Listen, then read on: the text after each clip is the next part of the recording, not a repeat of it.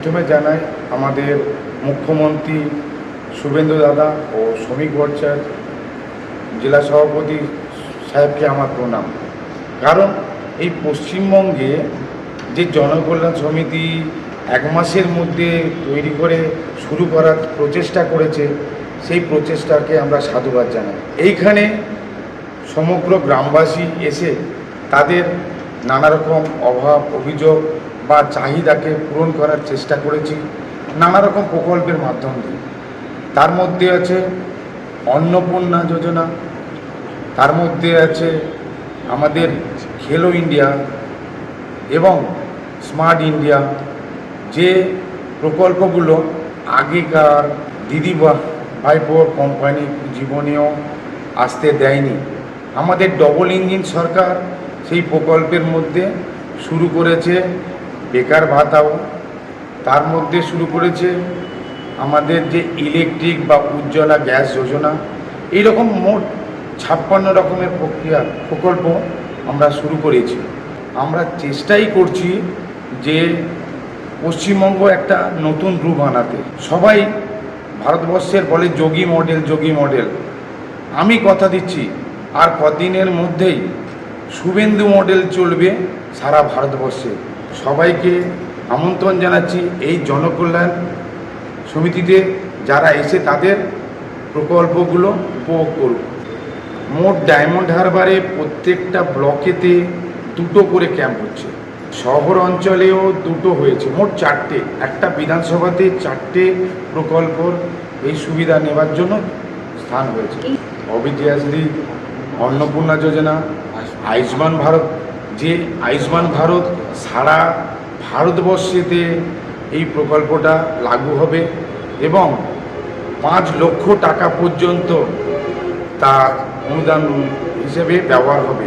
এছাড়াও বেকার ভাতা, বিধবা ভাতা, যে প্রকল্পগুলো হয়তো শুরু হতো আরও দেরি করে, কিন্তু মানুষের চাহিদা হিসেব করে আমাদের সম্মানীয় মুখ্যমন্ত্রী কাল রাত 12টার পরে তড়িঘড়িভাবে এই প্রকল্পটা চালু করতে সক্ষম হলেন এবং বিডিও সাহেব এবং পঞ্চায়েত আধিকারিকদের এই সুবিধায় এবং সহযোগিতায় মানুষ আজ থেকেই বিধবা ভাতা বা বেকার ভাতা, বার্ধক্য ভাতা সব রকমের সুবিধা পাওয়ার চেষ্টা করছে। এটা আমাদের গোনা হিসাব নেই, তবে এটুকু বলতে পারি এই ডায়মন্ড হারবার বিধানসভার 4টি অংশে যেখানে যেখানে হয়েছে 80 থেকে 90% মানুষ এসে এই সুবিধাটা নেবার চেষ্টা করেছে। প্রত্যেকটা মানুষেরই যে আশার উচ্ছ্বাস আকাঙ্ক্ষা আমরা তাদের চোখে মুখে দেখতে পেয়েছি। একটা স্বাধীনতার ভাষা, যে ভাষা তাদের আর কেউ আটকানোর চেষ্টা করছে না। তাদেরকে বলছে আসুন একসঙ্গে পশ্চিমবঙ্গকে নতুন রূপ দেখায়। সারা পশ্চিমবঙ্গের প্রতিটি ব্লকের সাথে সাথে ডায়মন্ড হারবার বিধানসভার 2টি ব্লক এবং একটি পৌরসভা 2টি করে শিবির বাস্তবায়িত হচ্ছে। যেমন ডায়মন্ড হারবার 1 নম্বর ব্লকে বিডিও অফিসে হচ্ছে এবং ন্যাকড়া সদ্ভাব কেন্দ্র। 2 নম্বর ব্লকে আমাদের চেওড়া কৃষক বাজার নয়নতলা থেকে ভিতরে কর্মসূচি অনুষ্ঠিত হচ্ছে। সাথে সাথে ডায়মন্ড হারবার পৌরসভার হচ্ছে মেঘনা ভবন এবং 16 নম্বর ওয়ার্ডের 2টি করে আমাদের শিবির অনুষ্ঠিত হচ্ছে। ধরনের প্রকল্প যাতে করে মানুষ জানতে পারেন, বেশ কিছু প্রকল্পের সহযোগিতা তিনি পেতে পারেন বা বেশ কিছু প্রকল্প আছে যার আবেদনপত্র জমা দিতে পারবেন এবং আগামী দিনে সেই প্রকল্প থেকে মানুষের সাহায্য সহযোগিতা যাতে করে খুব সহজভাবে পেতে পারেন। তাই মানুষের পাশে থেকে মানুষের দুয়ারে প্রায় পৌঁছে গিয়ে আজকে এই শিবিরগুলো অনুষ্ঠিত হচ্ছে। এই ক্যাম্পে আমরা যাচ্ছি, আমরা যারা ডায়মন্ড হারবারের মানুষ আছি আমরা মানুষের সাথে গিয়ে কথা বলে তাদের কোনো সমস্যা থাকলে সেটা জানার চেষ্টা করছি এবং কোথাও কোনো বিষয়বস্তু থাকলে সেই বিষয়টি জেনে নিয়ে আমরা যাতে ব্লককে জানিয়ে বা পৌরসভাকে জানিয়ে সেই সমস্যার সমাধান হচ্ছে সেগুলো বাস্তবায়িত করার চেষ্টা করছি। এখানে প্রায় 94 বেশি প্রকল্প আজকের মানুষের কাছে পৌঁছে গেছেন এই আমাদের জনকল্যাণ শিবির, যেখানে বিভিন্ন ধরনের প্রকল্প আছে।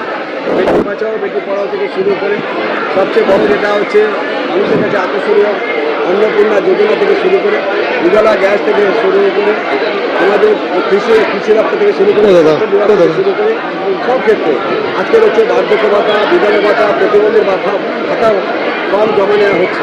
গতকাল পর্যন্ত সেটা ছিল না, যার জন্য কিছু মানুষ একটু আগে ফিরে যেতে হয়েছে। এই শিবিরে বার্ধক্য ভাতা, বিধবা ভাতা এবং প্রতিবন্ধী ভাতার ফর্মও জমা নেওয়া হচ্ছে।